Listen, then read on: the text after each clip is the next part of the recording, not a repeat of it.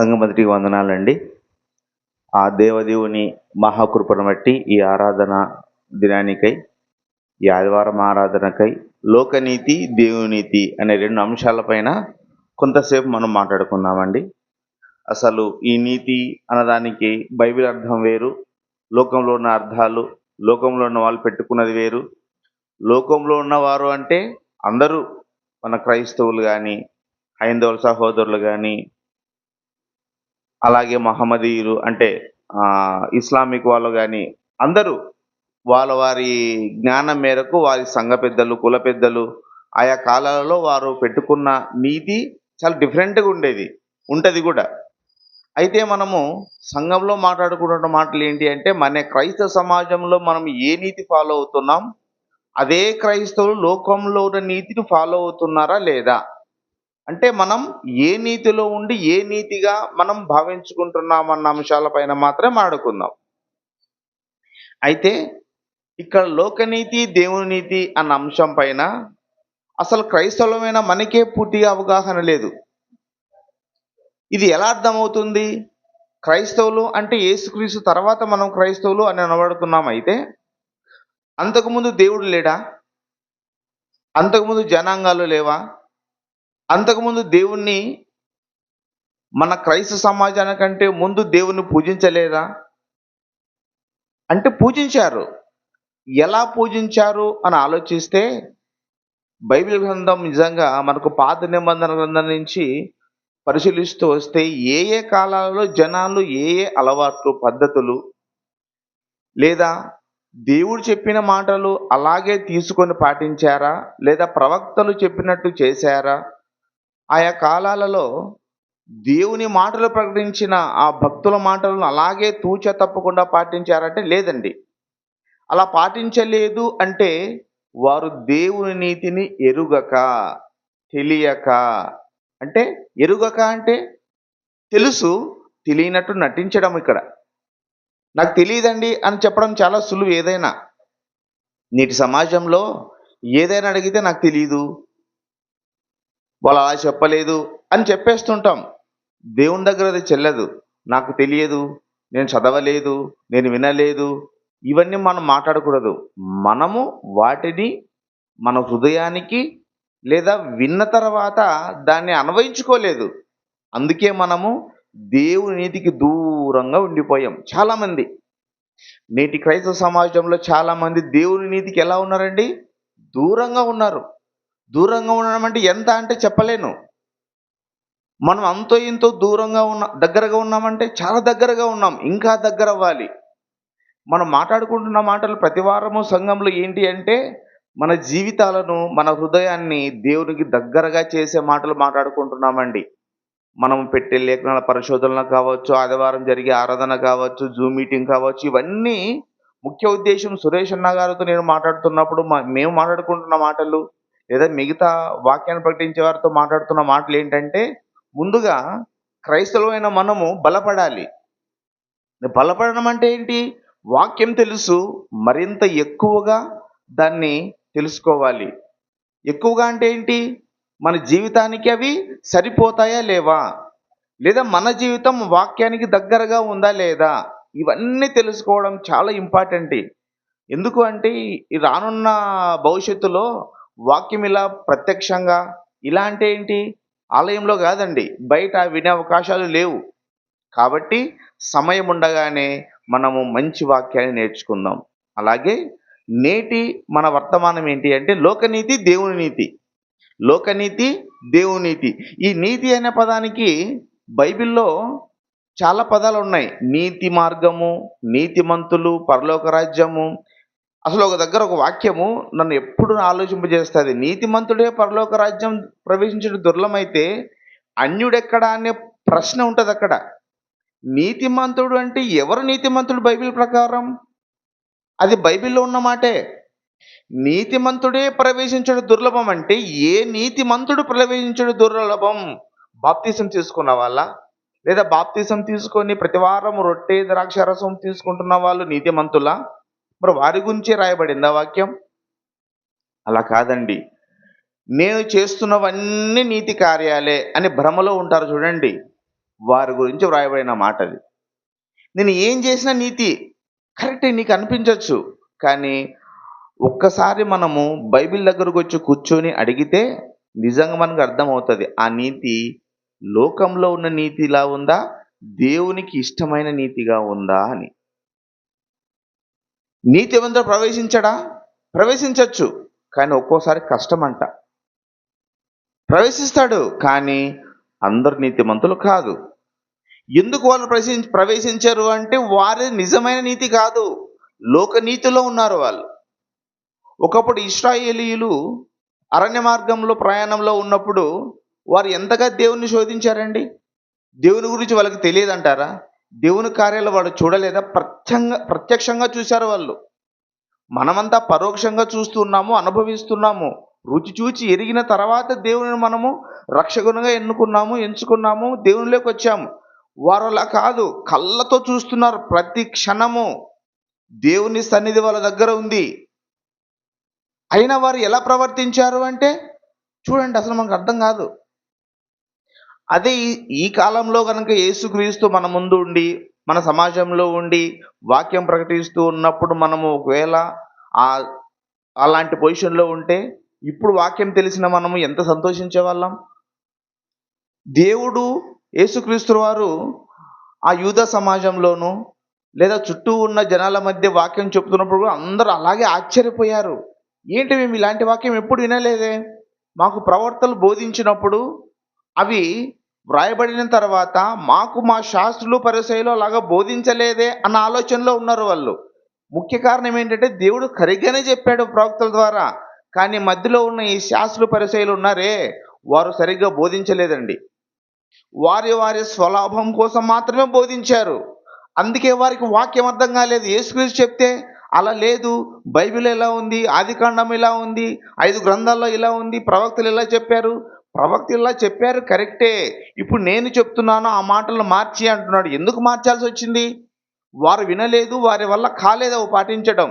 అందుకే యేసుక్రీస్తు వారు వచ్చి నేను క్రొత్త ధర్మశాస్త్రం ఇస్తాను, కొత్త తిత్తులు, క్రొత్త ద్రాక్షారసం అని ఎంత డైరెక్ట్గా చెప్పినా మన వాళ్ళకి ఎక్కలే. ఎందుకు అంటే అంతకుముందున సమాజంలో నుండి దేవుని వాక్యాన్ని బోధించిన ఆ శాస్త్రులు పరిసయ్యులు పరలోక రాజ్యాన్ని మూసివేశారు. ఎక్కడ? సంఘంలోనే. పరలోక రాజ్యం తలుపులు వాళ్ళు ఏం చేస్తారంట? మూసేసి తాళాన్ని ఏం చేశారు? పడేస్తారు నీళ్ళల్లో, సముద్రంలో. ఏడ దొరుకుతుంది మనకి? అది అంత ఈజీగా దొరుకుతుందా? దొరకదు. అలా చేసేవాళ్ళు. వారు వాళ్ళ మతంలో కలుపుకోవడానికి లోకమంతా తిరిగి వస్తారట. దేనికి? దేవుని వాక్యం ఉన్నది ఉన్నట్టుగా చెప్పమంటే చెప్పరు వాళ్ళు. వాళ్ళ నీతి ఎలా ఉంటుందో తెలిసిన? మీరు సంఘంలోకి రావాలంటే 10% ఇవ్వాలి, ఖచ్చితంగా ఇవ్వాలి. ఏంటి పుదీనాలోను జీలకర్రలోను 10% ఇవ్వాలని నిబంధనలు పెట్టారంట. ఏంటి పుదీనాలో 10% తీసుకొని ఏం చేస్తావు? జీలకర్రలో 10% తీసుకొని ఏం చేస్తావు? ఇది చెప్పి వాళ్ళు ఆ సమాజంలో ఉన్నటువంటి భక్తులను లేదా క్రైస్తవులు అని అనుకున్న వారిని లేదా దేవుని నమ్మిన వారిని మాయ చేసేశారు. ఆ 10% పాత నిబంధన నుంచి తీసుకొచ్చి అన్నీ అలాగ అప్లై చేసి పెట్టేశారు. వారి స్వలాభం కోసం చేసినదే అది లోకనీతి అని దేవుని వాక్యం చెప్తోంది. ఒకసారి చూద్దాం. రోమా 10వ అధ్యాయం 2-3 వచనాలలో రోమియోలకు రాసిన పత్రిక పౌలు గారు అక్కడున్న సమాజానికి చెప్తూ రోమియోలకు రాస్తూ అంటున్న మాట ఏంటంటే, ఇక్కడ వాక్యము ఇశ్రాయేలీయుల గురించి మాట్లాడుతూ వారు ఎలా ఉన్నారో చెప్తున్నాడు. చూడండి ఒకసారి రోమా 10:23. రోమా 2:3. వారు దేవుని యందు ఆసక్తి గలవారని వారిని గూర్చి సాక్ష్యమిచ్చుచున్నాను. ఎవరిని గూర్చి? వారు అంటే పైన 10వ అధ్యాయం మొదట్లోనే ఉంటుంది, ఇశ్రాయేలీయులు.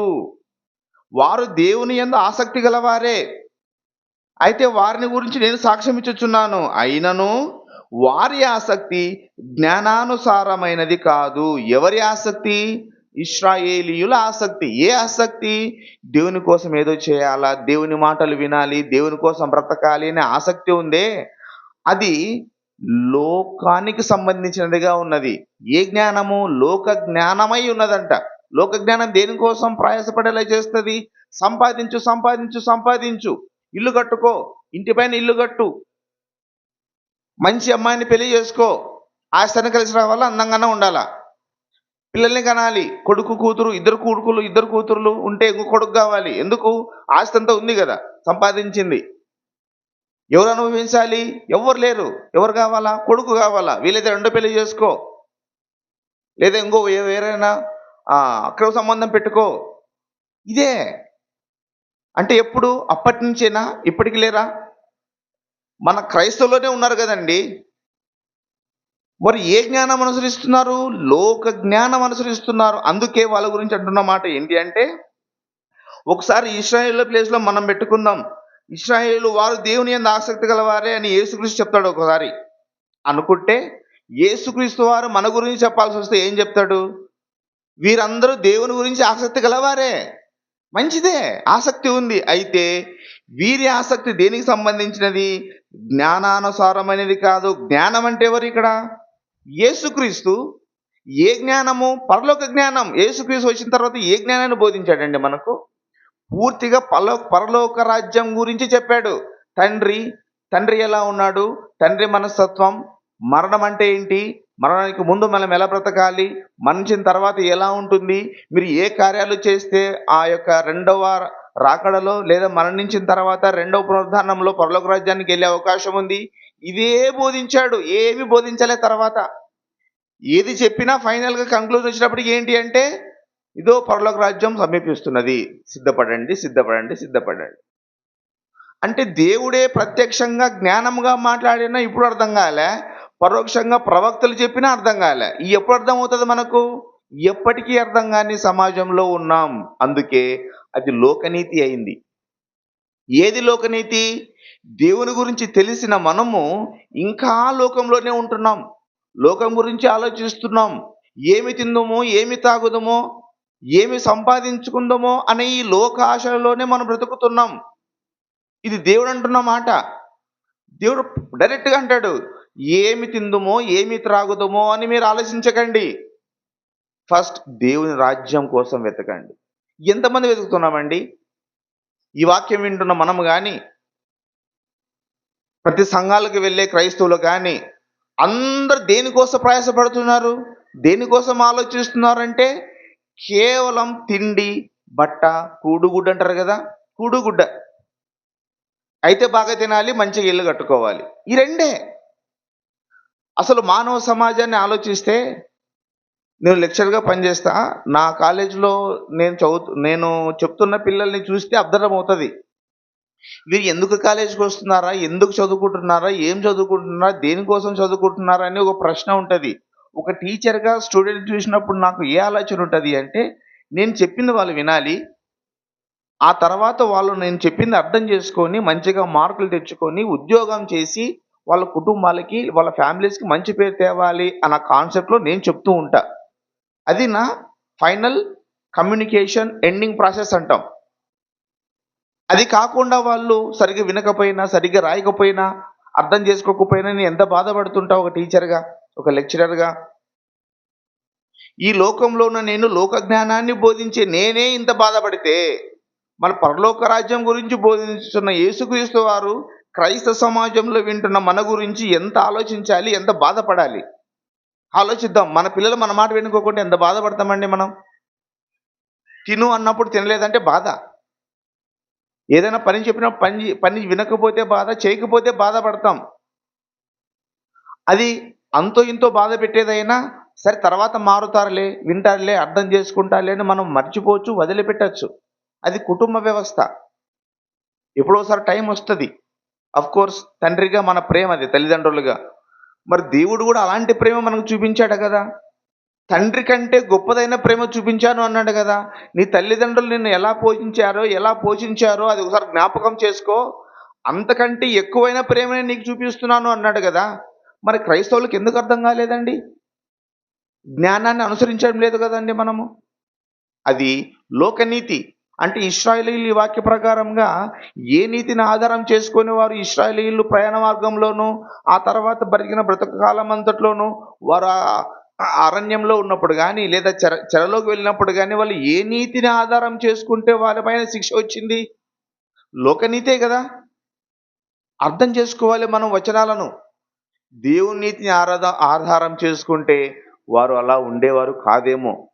దేవుడు రాయించాడు, వారు అలా ఉన్నారు, మీరు అలా ఉండకండి అని సాదృశ్యంగా దేవుడు బైబిల్ గ్రంథంలో రాయిస్తే, ఇశ్రాయేలుకు తోడైన దేవుడు మీకు తోడైనగాక అని విన్నాం. తోడై ఉన్నాడు, కరెక్టే. ఎల్లకాలం తోడై ఉన్నాడా? వారినేం శిక్షించలేదా? మరి మనకు తోడై ఉన్నాడు, మనల్ని శిక్షించడా? వారికి తోడై ఉన్న దేవుడు మనకు తోడై ఉన్నాడు, వారిని శిక్షించిన దేవుడు నన్ను కూడా శిక్షిస్తాడు అని భయం లేదు జనాలకి. ఎవరికి?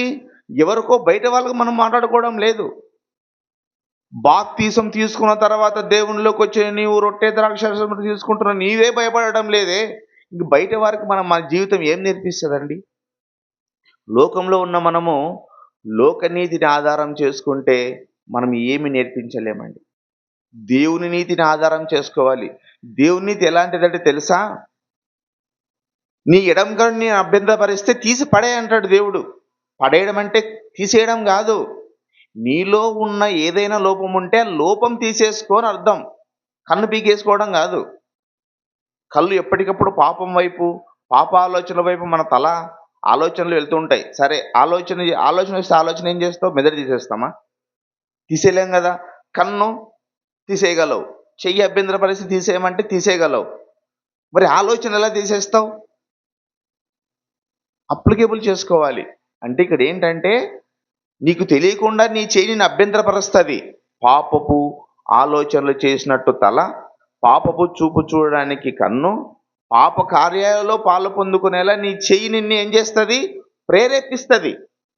అలా ప్రేరేపించినప్పుడు వెనక్కి తీసుకో, ఆలోచించు.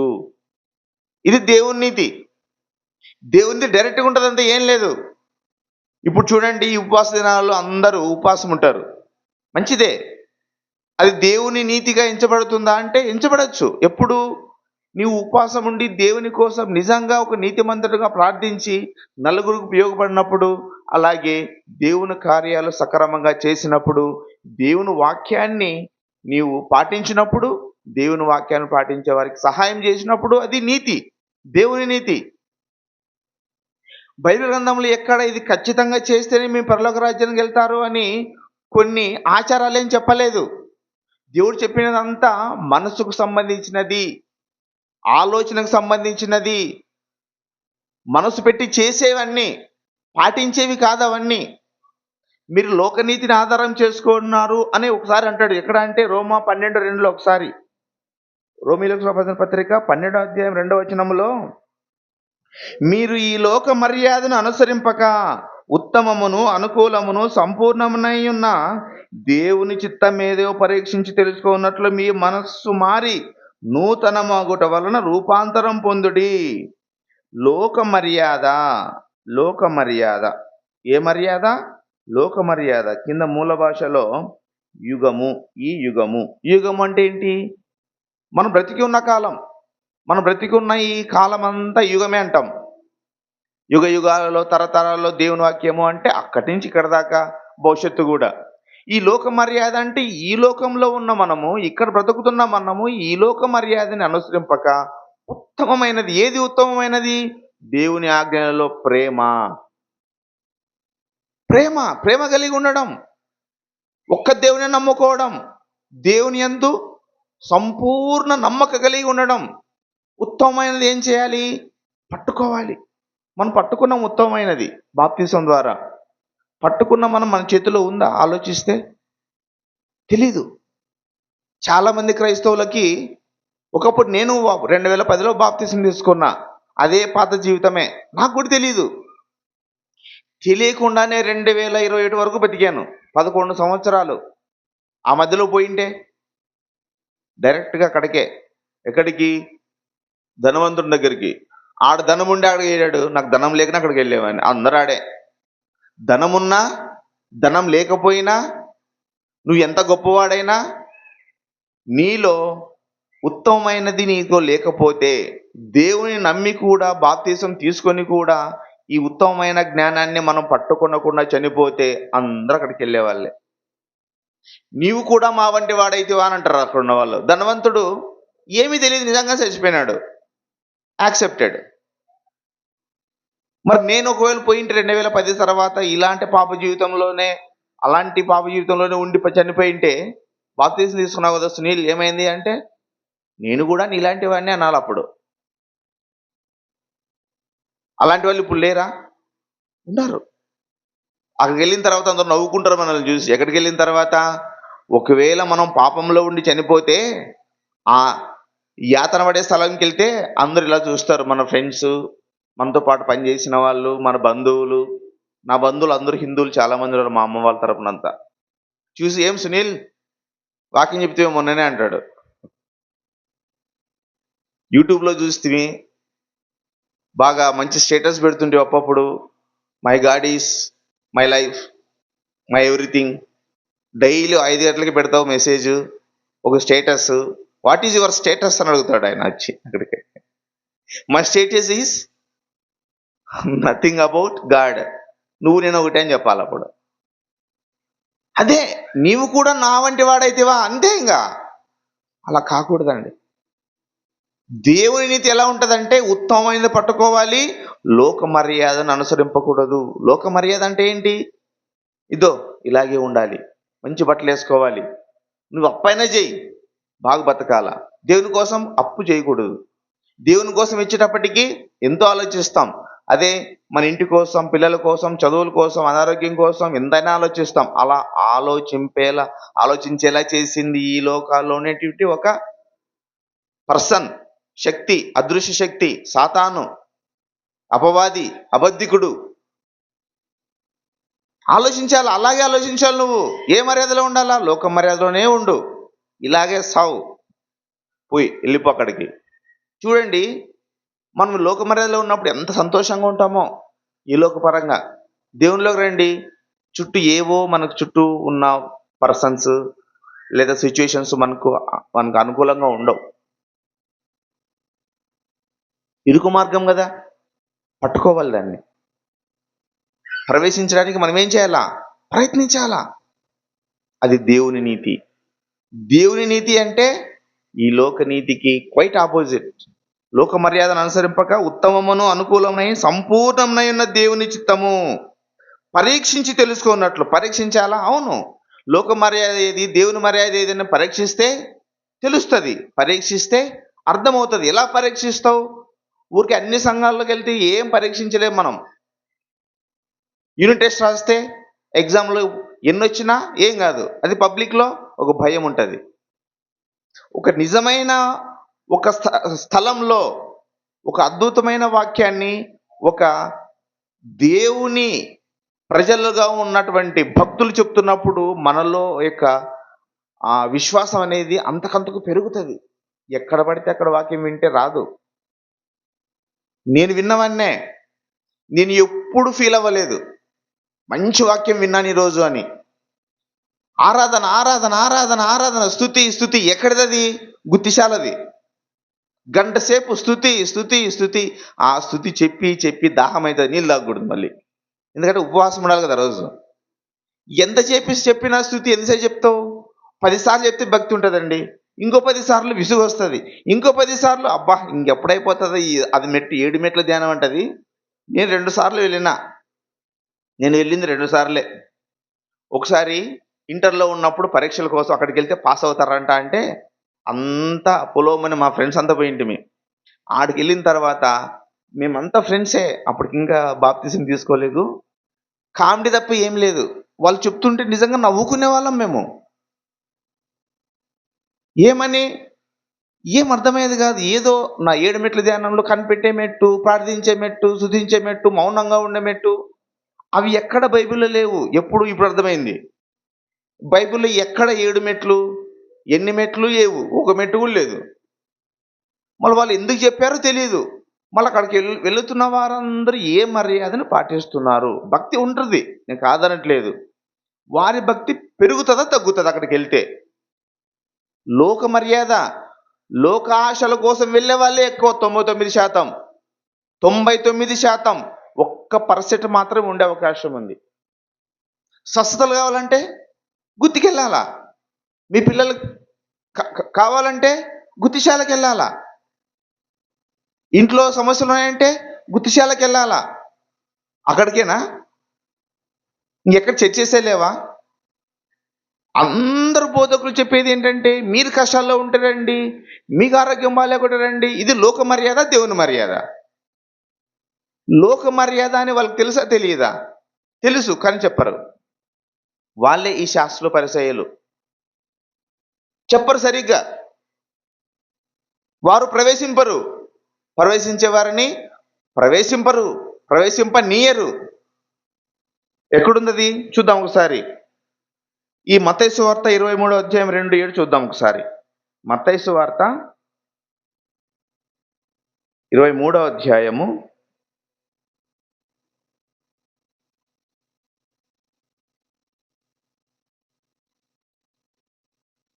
2 నుంచి చూడండి ఒకసారి. శాస్త్రులను పరిసయ్యులను కూర్చుండువారు గనుక అన్నిటినీ అనుసరించుటకైనా అయినను వారి క్రియలను చొప్పున చేయకుడి, వారు చెప్పుదురే కానీ వారు చేసిన ప్రభుత్వం చూసాం మనము, వారు చేయరు. అలాగే వెళ్ళేందుకు పోతే వారు చెప్పుదురే కానీ చేయరు.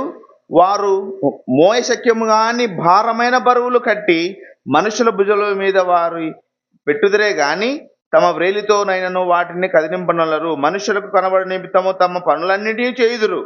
తమ రక్షరేకులు వెలుపులు గాను చెంగులు గాను అలాగే చేస్తూ వెళ్దురు. విందులలో అగ్రస్థానములను, సమాజ మందిరముల అగ్రపీఠములను, సంత వీధులలో వందనములను మనుషుల చేత బోధకులను పిలువటకయు కోరుకుందురు. మీరైతే అలాగే వెళ్తూ వెళ్తూ దేవుడు అంటున్నమాట వాళ్ళ గురించి ఏమని, వారు పరిసయ్యులు శాస్త్రులు రీతి ఎలా ఉంటుందంటే అగ్రపీఠాలు కావాలి వాళ్ళకు. నేను బోధకుణ్ణి అని చెప్పించడానికి మాత్రం ప్రయత్నిస్తారు శాస్త్రులు పరిసయ్యులు. నిజమైన బోధకుడు అలా ఆశించాడు. వాక్యం చెప్పాలి, నాకు అంత లాభం వచ్చిందా ఇంత లాభం వచ్చిందా ఏమి ఆలోచించాడండి. ఇది దేవుని నీతి. దేవుడు క్లియర్గా అసలు పౌలు గారు వాక్య పరిచయం చేస్తున్నప్పుడు ఏ ఒక్కరి దగ్గర అయినా కానీ నాకు పీఠం ఇవ్వండి, నాకు సింహాసనం ఇవ్వండి, నాకు ఇలా ఇలా ఉంటేనే వస్తా, అలా ఉంటేనే చేస్తా అని ఎక్కడైనా ఆర్డర్స్ ఇచ్చేట్టుందండి? 12 మంది సువార్త చేసిన వాళ్ళు ఎక్కడ చెప్పలేదు. వాక్యం ఎప్పుడు కూడాను పరిపూర్ణమైన జ్ఞానం రావాలి అంటే కండిషన్స్ పెట్టే పాస్టర్స్ దగ్గర ఉండదు, చెప్పలేరు వాళ్ళు. అనుకూలమైన వాక్యం చెప్తారు వాళ్ళు. వారికి అనుకూలమైన వాక్యము విన్నవాళ్ళు వాళ్ళకు అనుకూలంగా వాక్యం చెప్తారు, కానీ దేవునికి అనుకూలమైన వాక్యం వాళ్ళు చెప్పరు. లోకనీతి అండి. లోకనీతి అంటే ఎలా ఉంటుందంటే కొన్ని విషయాలు చెప్పి ముగిస్తా. లోకనీతి అంటే ఎలాంటిదంటే ఇప్పుడు శాస్త్రులు పరిసయ్యులు దగ్గర విన్న వాక్యము వారు ఎలాంటి నీతి అనుసరించారు? 10% ఇవ్వాలి. అది ఎవరి నీతి? లోకనీతి. ఏం చేసుకుంటావు 10% ఏదైనా కానీ, వస్తువులో కానీ, ధనంలో కానీ, ధాన్యంలో కానీ, వారి కోసమే కదా. దానివల్ల ఏమైనా పరలోక రాజ్యం వెళ్తారని ఏమైనా ఉందా? లేదు. ఆ తర్వాత ఈ ప్రస్తుత సమాజంలో మనము అంటే ఏంటి? క్రైస్తవులు కానీ ఎవరైనా కానీ నీతి కార్యాలు చేస్తారు, దానాలు ధర్మాలు. ఒక 10 రూపాయలు దానం చేస్తే నీతి కార్యమా? ఒక పూట భోజనం పెడితే నీతి కార్యమా? ఆలోచించండి ఒకసారి. అలాగైతే కోటీశ్వరులు కోట్లు కోట్లు దేవాలయాల్లో ఇస్తుంటారు, అది నీతి కార్యాలా? అవి నీతి కార్యాలు అయితే వాళ్ళందరూ ఎక్కడికి వెళ్ళాలి? వారు అనుకున్న స్థలానికి. క్రైస్తవులు అయితే పరలోక రాజ్యానికి, వారైతే స్వర్గానికి వెళ్ళాలి. అలా జరుగుతుందా? జరగదండి. మనుషులు పెట్టుకున్నది ఏంటి అంటే ఈ మానవత్వం అనే పదాన్ని ఆపాదించుకున్నారు. మానవత్వం వికసించింది. ఏం వికసించింది? మానవత్వం. బట్టలు లేని వారికి బట్టలు ఇస్తే దేవుని వాక్యాన్ని పాటించినట్లే. అయితే బాప్తిసం లేకుంటే ఏం లాభం? ఏమీ లాభం లేదు. దేవుని నమ్మకుండా చేస్తే ఏం లాభం? ఏమీ లాభం లేదు. దేవుని నమ్ముకొని బాప్తిసం తీసుకొని వారమంతా ఎలాగంటే బతికి ఆదివారం మాత్రమే చర్చికి వచ్చి వాక్యం విని వాక్య ప్రకారం నేను ఉన్నాను అనుకొని పోతా 10 రూపాయలు బయట గుడి బయట ఉన్న వాళ్ళకి ఇచ్చి అలా పోతూ 10 ప్యాకెట్లు పంచి ఇంటికి వెళ్ళి మళ్ళీ పాప జీవితం ఉంటే అది నిజమైన దేవుని భక్త్యా, దేవుని నీత్యా? కాదండి. దేవుని నీతి far difference from other things. చాలా చాలా తేడా ఉంటదండి. దేవుని నీతి ఎప్పుడు కూడాను పరిశుద్ధంగా జీవించడం కోరుకుంటుంది. నీకు నువ్వుగా పరిపూర్ణంగా దేవునికి నీ జీవితాన్ని అర్పించుకోవాలి. పరిపూర్ణంగా అంటే ఏంటి ఇక్కడ? ఏ ఆలోచన లేకుండా, సాకులు చెప్పకుండా మందిరానికి రావడం, మందిరంలో నేర్చుకోవడం, ఉత్తమమైదాన్ని పట్టుకోవడం, బల్లారాధనలో చేయి వేయడం, వాక్య ప్రకారంగా జీవించడం, వాక్యాన్నే ప్రాతిపదికగా చేసుకొని ఈ జీవితాన్ని ముగించుకోవడం. దేవుడు కోరుకున్నది ఇది. మీరు ఎంతన్నా ప్రయాసపడండి, చివరిగా నువ్వు ఖచ్చితంగా మరణం అనేది ఉంది. మరణించిన తర్వాత ఒక దగ్గరికి వెళ్ళాలి. నీ నీతి పరలోక రాజ్యం ఇవ్వాలి. నువ్వు చేసే దాన ధర్మాలు పరలోక రాజ్యం ఇచ్చేదిగా ఉండాలి. మన క్రైస్తవుల గురించి మనం మాట్లాడుకుంటున్నామండి. నీ నీతి పరలోక రాజ్యం ఇవ్వకపోతే అది లోకనీతి. నీ నీతి నీకు పరిశుద్ధత ఇవ్వకపోతే అది లోకనీతి. దేవుని నీతి కాదండి. లోకనీతి నీకు పరిశుద్ధతనివ్వదు. లోకంలో నువ్వు ఎలాగన్నా బ్రతకచ్చు, ఎవ్వరేమన్నారు. కానీ ఒక్కసారి పరిశుద్ధంగా జీవించాలి అనుకున్నప్పుడు ప్రతి ఒక్క విషయంలోనూ నువ్వు ఆలోచించాలి. ఇది దేవునికి ఇష్టమా కాదా? దేవుడు దీన్ని ఒప్పుకుంటాడా లేదా? చనిపోయిన తర్వాత పరలోక రాజ్యం వెళ్ళిన తర్వాత పరలోక రాజ్యం వెళ్ళే సమయంలో ఎంతోమంది భక్తులు అంట, ప్రభువా ప్రభువా నేను అది చేశాం ఇది చేశామంటే ఎవరి కోసం చేసావు నువ్వు? నా కోసం ఏమని చేసావా? భక్తితోనే చేస్తారా మీరు?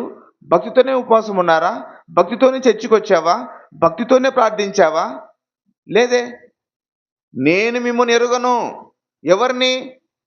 ఎవరైతే దేవునికి ఇష్టలుగా బ్రతకరో వారందరినీ దేవుడు అనే మాట ఏంటంటే, నేను మిమ్మల్ని ఎరుగను.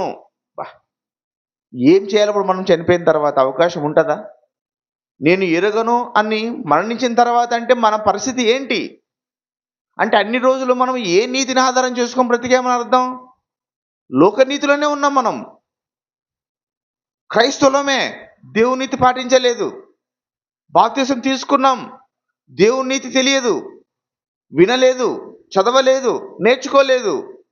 ఏంటి లాభం? లాభం లేదు. అక్కడ ఈ ఉపాయం ఏమీ లేదే. మరణించిన తర్వాత, మరణించక ముందే దేవుని ఇష్టాన్ని తెలుసుకోవాలి. దేవుని ఇష్టాన్ని తెలుసుకోవాలి. నేను మిమ్మల్ని ఎరుగనే ఎరుగను. మేము ప్రవచించాము, ప్రార్థనలు చేశాము, దయ్యాలను వెళ్ళగొట్టాము, అద్భుత కార్యాలు చేశాము, స్వస్థతలు చేశాము. చేసిన వాళ్ళు అంటున్న మాట ఇక్కడ మనలాంటి వాళ్ళు కాదు. వాక్యం విన్న వాళ్ళ పరిస్థితి కాదు, అది వాక్యం చెప్పిన వాళ్ళ పరిస్థితి. ఎంత విచిత్రంగా ఉందండి. ఆ వాక్యం ప్రకారము వాక్యం చెప్పిన వాళ్ళదా, విన్న వాళ్ళదా? చెప్పిన వాళ్ళదే పరిస్థితి అది. మనం ప్రార్థిస్తాం, ప్రభువా ప్రభువా ప్రభువా. ఎంత పెదవులతో నువ్వు స్తుతించినా హృదయం దేవునికి దగ్గరగా లేకపోతే అది దేవుని నీతికి విరోధంగా ఉంటుంది. దేవుని నీతి ఎలా ఉంటుంది? ఎలా ఉంటుందండి? దేవుని నీతి అంటే ఎలా ఉంటుంది? ప్రత్యక్షంగా కనిపిస్తుంది మనకు. మన జీవితమే మన ముందు ఉంటుంది. చూసుకుందాం ఒకసారి. దేవుని నీతి అంటే నా జీవితం గంట కింద ఎలా ఉన్నాను, 10 minutes బ్యాక్ నేను ఏం చేశాను, నా ఆలోచనలు ఏంటి, నా బ్రతుకేంటి, నేను ఏ కార్యాలు చేస్తున్నాను, నా భార్యతో ఎలా ఉన్నాను, నా పిల్లలతో ఎలా ఉన్నాను, నా చుట్టూ ఉన్న వాళ్ళతో ఎలా ఉన్నాను, ఒక్కసారి మనం కంపేర్ చేసుకుంటే, చెక్ చేసుకుంటే తెలిసిపోతుంది మనం దేవుని నీతిలో ఉన్నామా లేదా. బైబిల్ ఏం తెలియకపోయినా పర్లేదు. సరే, నీకు బైబిల్ తెలియదు, ఏ వాక్యం తెలియదు, నీ జీవితం నీకు తెలుసు కదా, మన ప్రవర్తన మనకు తెలుసు కదా, మన ఆలోచనలు మనకు తెలుసు కదా. అవి చెప్పవా మనకి? నువ్వు ఏ నీతిలో ఉన్నావో, ఏ నీతి ఆధారం చేసుకున్నావో, దేనికోసం ప్రార్థిస్తున్నావో, దేనికోసం నువ్వు చర్చికి వస్తున్నావో, దేనికోసం నువ్వు దేవుని కోసం నువ్వు అడుగుతున్నావో తెలిసిపోతుంది కదండి. ఒకరు చెప్పే అవసరం లేదు. నా జీవితం, నా బ్రతుకు నాకు తెలుసు. నన్ను నేనే ప్రశ్నించుకోవాలి. నేను ఏ నీతిని ఫాలో అవుతున్నాను, ఏ నీతిని ఆధారం చేసుకొని ప్రార్థిస్తున్నాను. వాక్యం చెప్తున్నా, నేను నా నీతి నేను చెక్ చేసుకోవాలి ఎప్పటికప్పుడు. కోర్స్ కొన్ని కొన్ని సందర్భాలు ఎదురవ్వచ్చు. వాటన్నిటిని దాటుకోవాలి. క్రైస్తవ జీవితం అంటే ఏంటి? ఆషామాషి కాదండి. నమ్ముకోవడం చాలా సులువు. ఏదో వస్తుందని అనుకోవడం సులువు. అవన్నీ రావచ్చు. ఉద్యోగం ఉండొచ్చు, సంతోషమే. పిల్లలు ఉండొచ్చు, సంతోషమే, మరీ సంతోషమే. ఆస్తులు ఉండొచ్చు, సంతోషమే. అయితే వాటిని బట్టి మనలో గర్వం ఉండకూడదు. వాటిని బట్టి మనం దేవుణ్ణి మర్చిపోకూడదు. అవి ఉన్నాయని ఇంక నాకెందుకులే దేవుడు అనుకోకూడదు. ఎవరికైనా నిత్య జీవానికి దేవుడు అవసరం. అవన్నీ అవసరం లేదు. అవన్నీ వదిలేసిపోవాలి. దేవుని చేరాలంటే అవన్నీ మనకు ఆధారం కాదు. మనం బ్రతకడానికి అవన్నీ ఆధారం. ఒకప్పుడు ఇల్లున్న వాళ్ళు బ్రతికారా? ఉరి గుడిసెల్లో బ్రతికారు కదండి. ఇల్లు అనేది కాలానుగుణంగా మనం పెట్టుకున్నటువంటి అదొక లగ్జరీ. తిండి కానీ, ఇల్లు కానీ, బట్ట కానీ లగ్జరీస్ అంటే ఇవన్నీ. ఎలా ఉన్నా మనిషి జీవితం ముందుకెళ్తూ ఉంటుంది. అయితే నిజమైన విశ్వాసులుగా మనము, క్రైస్తవులము, వాక్యం వింటున్న మనము, చెప్తున్న నేను ఎప్పటికప్పుడు నా జీవితము బైబిల్ గ్రంథం ప్రకారం, క్రొత్త నిబంధన ప్రకారం, యేసుక్రీస్తు వారు చేసిన ఈ యొక్క బోధల ప్రకారం, పౌలు గారు చేసిన బోధల ప్రకారం, అపోస్తలులు చెప్పిన విషయాల ప్రకారం దగ్గరగా ఉందా? ఏమైనా ఎడంగా ఉందా? ఆలోచించుకోవాలి. తెలియకపోతే ఎంతోమంది తెలిసిన వాళ్ళు ఉన్నారు, అడగచ్చు. నాకు కూడా తెలియదండి. అన్నగారి ద్వారా నేర్చుకున్నాను ఎన్నో విషయాలు. తెలియకుండా వాళ్ళు పోయింటే ఏమైపోయేవాన్నో తెలియదు. ఈరోజు నేను వాక్యపరంగా బతికానంటే సురేష్ అన్న వల్ల. నాకు వాక్యం బోధించాడు, చూపించాడు, ఇలా అన్నా అలా అన్నా అని. చెప్పేవారు లేకపోతే ఎలా మారుతారండి? మీకు చెప్పేవాళ్ళు ఉన్నారు, అయినా మనం మారడానికి ఇష్టపడడం లేదు. అంటే ఇంకా లోకపరంగానే బ్రతకాలి, లోకమే నచ్చుతుంది మనకు. ఎప్పుడు పోతామో తెలీదు. 5 ఏళ్ళ వాళ్ళకు హార్ట్ అటాక్స్, 10, 12, 20, 30, 40, 50 వయసుతో సంబంధం లేకుండా అందరూ చనిపోతున్నారు. ఏ రోగాలు? ఏవేవో కొత్త రోగాలు. ఒకప్పుడు ఏదో ఒక పెద్ద రోగం చనిపోయేవాళ్ళు. ఇప్పుడు ఏమీ లేదండి. ఊబకాయము, లావైపోవడము, stress, mental stress, physical stress, డబ్బు లేదని, ఉద్యోగం రాలేదని, మార్క్స్ రాలేదని, ఇదంతా ఒత్తిడి అంట, ఒత్తిడి.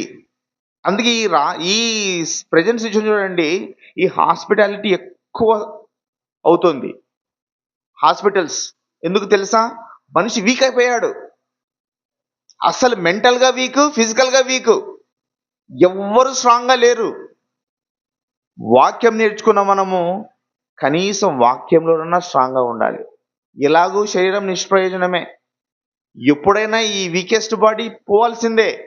కానీ ఈ శరీరాన్ని ఆధారం చేసుకొని మన యొక్క ఆత్మను మనము రక్షించుకోవాలి. ఈ శరీరాన్ని ఆధారం చేసుకొని ఆత్మ ఏం చేసుకోవాలి? రక్షించుకోవాలి. శరీరమే కారణం. నీ ఆత్మ రక్షించబడాలన్నా, నీకు పరలోక రాజ్యంలో ఒకరోజు స్థానం ఉంటుంది అని ధైర్యంగా నిద్రపోయే రోజు ఒకరోజు వస్తుంది. ఆ రోజు ఈ శరీరమే నీకు ఆధారం. దీన్ని మనం నలగొట్టుకోవాలి. దేవుని నీతిని మనము అనుసరించే వారిగా ఉన్నప్పుడు ఖచ్చితంగా దేవుని రాజ్యాన్ని చేరుకుంటాం. మన పౌరస్థితి పరలోకంలో ఉంది, ఇక్కడ ఎక్కడా లేదు. ఈ లోకంలో ఉంటే ఈ లోకపు ఆలోచన లేదు. లోకంలో ఇప్పుడు లోకనీతి అంటే ఏం లేదండి. నలుగురు ఎలా బతుకుతున్నారు, మనం ఎలా బ్రతుకుతున్నాం. నలుగురు జీవితాలకి, మన జీవితాలకి, వారి భక్తికి మన భక్తికి కంపేర్ చేసుకోవడమే. ఎన్ని వాక్యాలు చదివినా నేను వాక్యం బోధించినా చివరిగా మన చుట్టూ ఉన్న వాళ్ళు బాప్తిసం తీసుకున్న వాళ్ళు, నేను తీసుకున్నాను, వాళ్ళు తీసుకున్నారు. వాళ్ళు ఎలా ఉన్నారు, నేను ఎలా ఉన్నాను. నాకు వాక్యం అర్థమవుతుంది, నేను మారాలి, వాక్య ప్రకారంగా జీవించాలి. పెద్ద ఆయన చెప్తుంటాడు, ఏదో ఒక సందర్భంలో అబద్ధం ఆడే అవకాశం వచ్చింది, విశ్వాసులు లేదా ఎవరైనా కానీ, అక్కడి నుంచి నువ్వు వెళ్ళిపో లేదా సైలెంట్గా ఉండు. అంటే అబద్ధం ఆడకుండా ఉండడానికి ప్రయత్నిస్తావు. మొన్న లాస్ట్ వీక్ చెప్పేట్టున్నాడు పెద్ద ఆయన. అంటే అబద్ధం ఆడే అవకాశము అనేది క్రియేట్ అయ్యింది. నువ్వు తెలివిగా ఆలోచించి ఏం చేయాలి? మౌనంగా ఉండాలి. నువ్వు అబద్ధం ఆడినావనుకో తెలిసిపోతుంది నీ మనసుకు అప్పుడే, ఇదే అబద్ధం కదా అని. అంతే, చెక్కింగ్ అంతే, ఏం లేదు. ఎప్పటికప్పుడు ఏం చేయడం? చెక్ చేసుకోవడం. ఇలా చెక్ చేసుకోవడంలోనే దేవుడు నేను ఇష్టంగా ఉన్నానా లేదా, లేదా లోకంలో ఉన్నానా దేవునిలో ఉన్నానా, ఇదే రెండు, అంతేం లేదు. లోకనీతి దేవునీతి అంటే ఏంటి? లోకంలో ఉన్న నేను దేవునిని మనము ఆధారం చేసుకొని బ్రతకాలి, లోకం కోసం బ్రతకకూడదు. దేవుని మాటలు ఏం చెప్తున్నాయి? ప్రేమ కలిగి ఉండాలి అందరి పట్ల. నీకు శక్యమైతే సమస్త విషయంలోనూ ఎలా ఉండాలంట? ప్రేమ కలిగే ఉండాలి. నీ భార్యతో, నీ పిల్లలతో, నీ తల్లిదండ్రులతో, అత్తమామలతో, నీ ఫ్రెండ్స్‌తో, వారు నీకు ఏమైనా చేయని, పోనీలే దేవుడి గురించి వాళ్ళకి తెలీదు, పోనీలే తెలియక మాట్లాడింది, పోనీలే అనుకోవాలి గాని, నువ్వు ఎందుకు అలా మాట్లాడినావు అన్నావనుకో, అంతే. మనలో వాక్యం నిలబడదండి. వాక్యం నిలబడాలంటే వీటన్నిటిని ప్రాక్టీస్ చేయాలా నిజ జీవితంలో. నేను చేస్తున్నా. చాలా రోజుల నుంచి చేస్తున్నా. చాలా ఏళ్ళ నుంచి చేస్తున్నా. ఇంకా చేయాలి. ఎప్పటి వరకు? మరణం వరకు. మరణం వరకు ఎలా ఉండాలి? నమ్మకంగా ఉండాలి. అప్పుడేమొస్తది మనకు? జీవకిరీటం. జీవకిరీటం రావాలంటే నమ్మకంగా ఉండాలి. దేంట్లో నమ్మకం? విశ్వాసంలో, మాటల విషయంలో, ఆలోచన విషయంలో, నడత విషయంలో, ఇచ్చే విషయంలో, ప్రతి ఒక్క విషయంలోనూ. నమ్మకం అంటే ఏంటి ఇక్కడ? నమ్మకం అంటే ఏంటి? ఇస్తానులే అని కాదు, చేస్తానులే అనే కాదు. దగ్గరగా, నిజానికి దగ్గరగా, న్యాయానికి దగ్గరగా, నీతికి దగ్గరగా ఉండాలి. అప్పుడే దేవుని యొక్క నీతిని నువ్వు పరిపూర్ణం చేస్తావు. పరలోక రాజ్యానికి మనం ఒకరోజు వారసులం అవుతాం. ఇదండి, లోకంలో ఉన్న మనము లోకనీతిని ఆధారం చేసుకుంటే లోకంతో పాటు జీవించి అలాగే మరణిస్తాం. మనము బాధపడే స్థలానికి వెళ్ళే అవకాశం ఉంది. లోకంలో ఉన్న మనము దేవునీతి ఆధారం చేసుకొని మూల పాఠాలు కాక, ఏదో మనుషులు పెట్టిన పారంపర్యాలు కాక, చాలా ఉన్నాయి బైబిల్ వాక్యంలో. మనుషులు పెట్టిన పారంపర్యాలను మీరు ఆధారం చేసుకొని, ఆజ్ఞలుగా చేసుకొని మీరు జీవిస్తున్నారు. అలా చేయకని యేసుక్రీస్తు వారు చెప్తారు, పౌలు గారు చెప్తారు, విశ్వాసులు చెప్తున్నారు.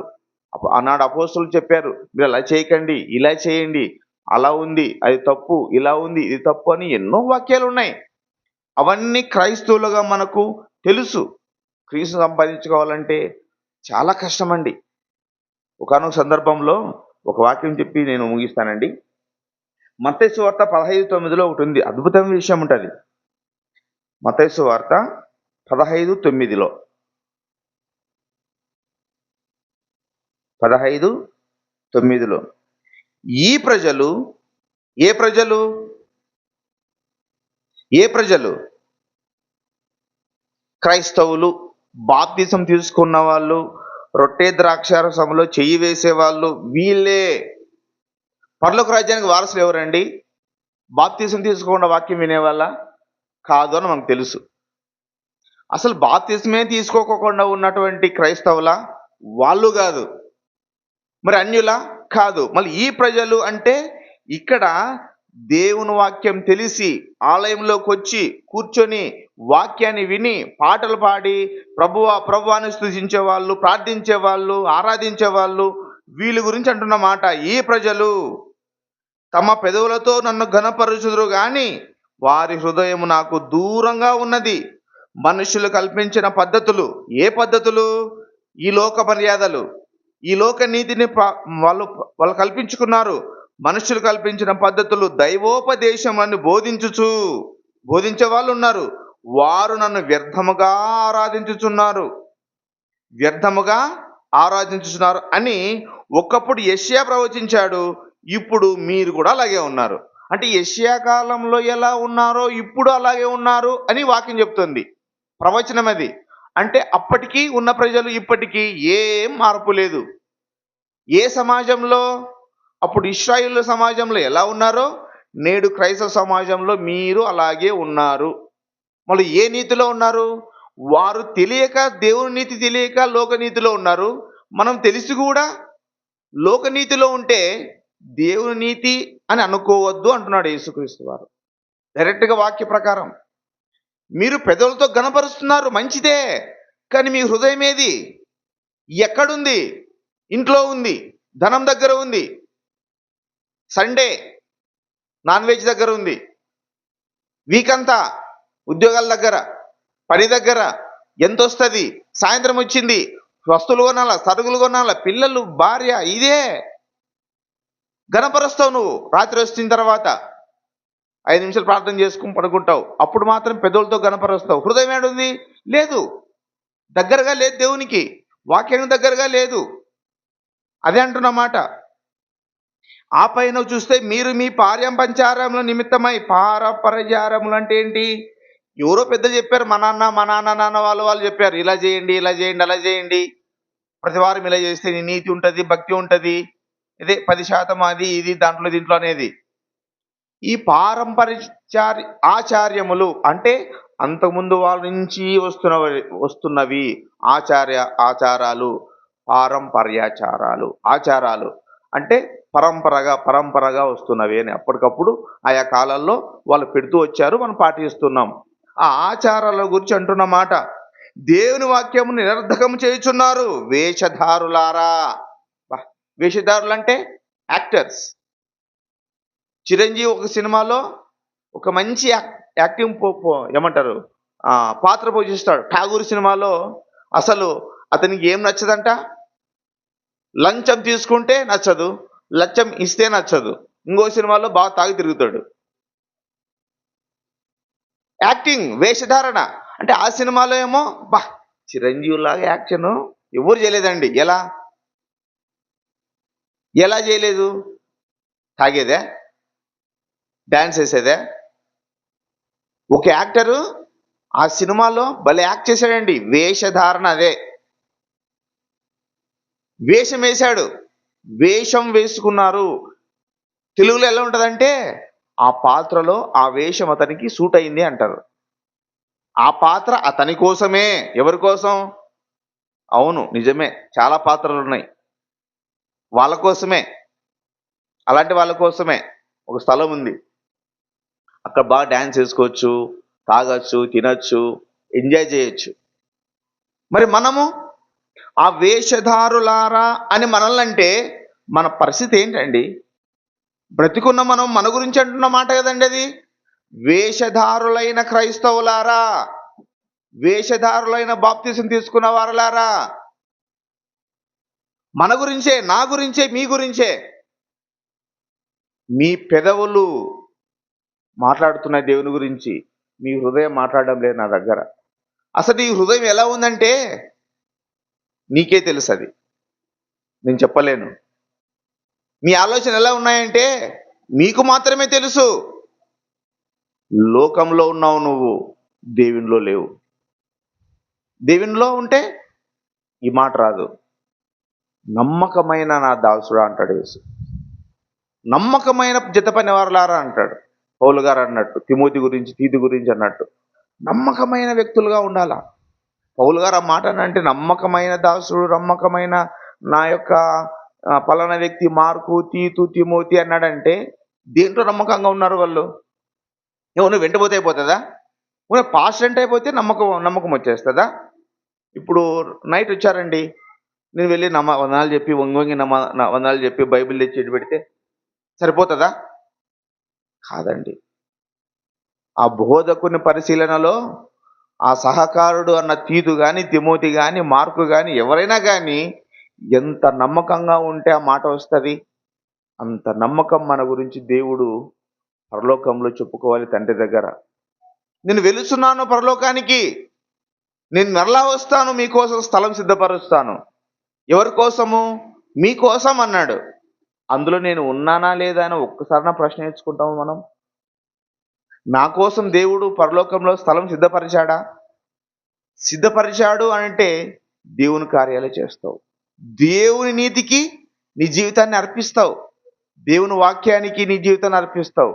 అప్పుడు మాత్రమే ఈ యొక్క లోకంలో నుంచి నువ్వు వేరైపోతావు, దేవునితో అంటకట్టబడతావు. అదండి, మన పెదవులతో మనం మాట్లాడే వాళ్ళగా ఉండవద్దు అందరిలాగా.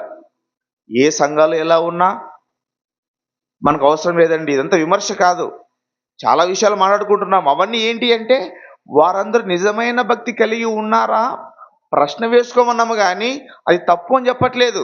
స్తుతించు, 1 గంట 2 గంటలు 3 గంటలు ఎంతసేపైనా స్తుతించు. ఆ స్తుతి వల్ల ఏమి రిజల్ట్ కోసం నువ్వు వెళ్ళావు ప్రశ్నించుకో అన్నాం. ఆరాధించు, రాత్రంతా ఆరాధించు, రేయింబవళ్ళు యెహోవా ధర్మశాస్త్రమందు ఆరాధించాలి. ఎప్పుడు? దివారాత్రములు ఆరాధించడం అంటే రాత్రంతా ప్రార్థిస్తావా? ప్రార్థించు, మంచిదే. ఊరికే ప్రార్థిస్తే పెదవులతో వ్యర్థము అంటున్నాడు. ఆరాధించు, స్తుతించు, పాటలు పాడుకో, వాక్యం చదువుకో. ఊరికే వాక్యం చదువుకుంటే ఏమొస్తుంది? ఊరికే పాటలు పాడితే ఏమొస్తుంది? నేను బాగా పాటలు పాడేవాడిని. అద్భుతంగా ఏ చర్చికి వెళ్ళినా ఒక పాట, సింగిల్ పాట ఇవ్వాలా. ఏ మ్యారేజ్ జరిగినా పాట పాడాలా. మ్యారేజ్ సాంగ్ ఏముంది? భక్తి లేదు. ఊరికే షో పుటప్ అంతే. సునీల్ మంచి సింగర్ అనిపించుకోవాలని చేసేవాడిని. 2 వారాలకోసారి వాక్య పఠనం చదివేవాడిని. ఎందుకు? సునీల్ చదువుకున్నాడు. వాక్య భాగం ఇస్తే బాగా చదువుతాడు. ఆ రోజు వెళ్ళి చదివితే ఏదో తెలియని ఫీలింగ్. భక్తి కాదది. ఊరికే ముందే పోయి ఆలయంలో కూర్చునే వాళ్ళం పాట పాడుకుంటా. గంటలు గంటల పాటలు. భక్తి లేదు. వాక్యం వినేవాళ్ళం. ఏం అర్థమయ్యేది కాదు. నటన అర్థమైనట్టు ఇట్లే చూసేది. ఆ చెప్పేవాడు చూసి ఈ అబ్బాయి ఎవరో భలే వింటున్నాడు, ఈ అబ్బాయికి వాక్యం భలే అర్థమవుతుందని ఆయన ఫీల్ అవ్వడం తప్ప మాకేం అర్థమయ్యేది కాదు. పెన్ను ఉండదు, పేపర్ ఉండదు, బైబిల్ ఉండదు. ఇదండి. దీనికోసం నేను బ్రతికాను ఒకప్పుడు. కానీ నా జీవితం ఇప్పుడు అలా లేదు. అదే దేవుడు కోరుకుంటున్నాడు. మీ హృదయం నాకు ఇవ్వండి. హృదయం అనే తలుపునొద్ద దేవుడు అందరిని తట్టుచున్నాడు. ఎందరని? అందరినీ. మరి ముఖ్యంగా క్రైస్తవులైన మనము దగ్గరగా అడుగుతున్నాడు. బాప్తిసం తీసుకున్నావు కదా నాయన, నిన్ననే తీసుకున్నావు, last week, last month, last year, ఈ కొన్నేళ్ళైంది, దగ్గరగానే ఉన్నా నీకు. తలుపు తీ, ఒక్కసారి నన్ను చేర్చుకో. బాగుంటుంది, నీ జీవితం బాగుంటుంది, నీ ఆలోచనలు మారుతాయి, నీ బ్రతుకు మారుతుంది.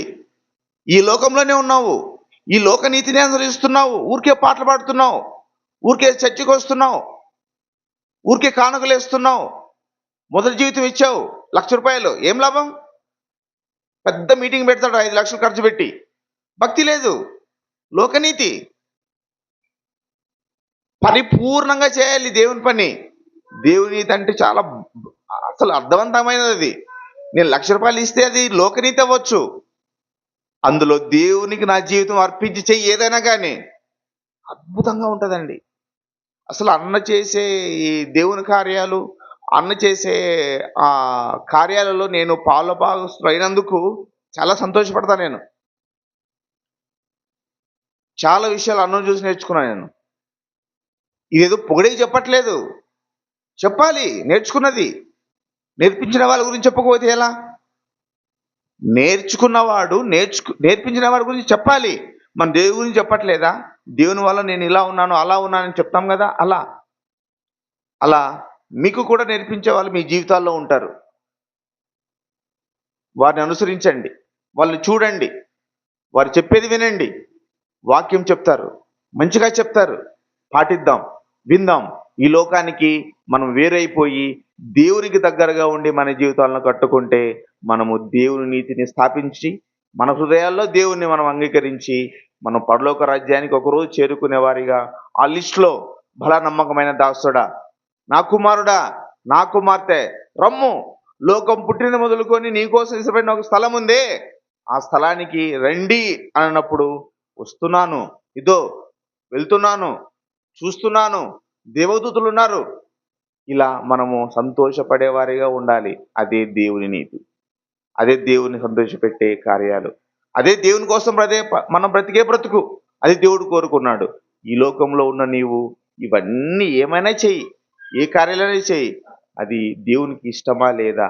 దేవునికి మన బ్రతుకులు దగ్గరగా ఉన్నాయా లేదా? మన ఆలోచనలు దేవునికి దగ్గరగా ఉన్నాయా లేదా? మన యొక్క కుటుంబ వ్యవస్థలో కానీ ఎక్కడైనా కానీ ఎన్ని సమస్యలైనా ఉండని ప్రతిదినము మనము దేవునికి దగ్గరగా జీవించడమే దేవుని నీతి. థ్యాంక్ యూ అండి.